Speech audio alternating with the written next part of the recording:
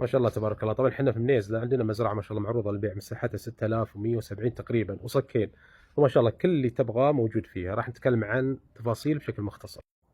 طبعا عندك مجلس النساء تصميم شكل خيمة، وعندك مجلس للرجال ما شاء الله تبارك الله، وعندك هنا برضو مصمم لمطبخ.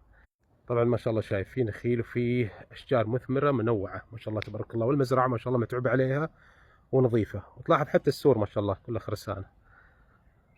طبعا هنا عندك ما شاء الله جلسة، وعندك برضو تنور ما شاء الله تبارك الله مصمم، وما شاء الله عندك هنا مظلة للجلسة.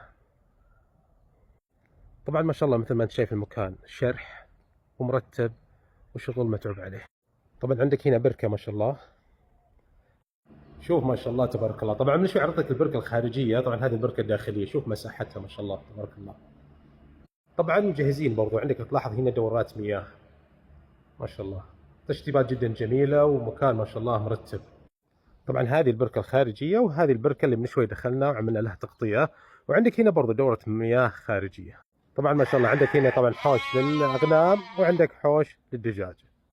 طبعا عندك هنا غرفة العامل وجنبها دورة المياه. ما شاء الله مزرعة ما شاء الله شارحة مثل ما انت شايف، ومتعوب عليها، وحظ اللي بياخذها شغل جاهز.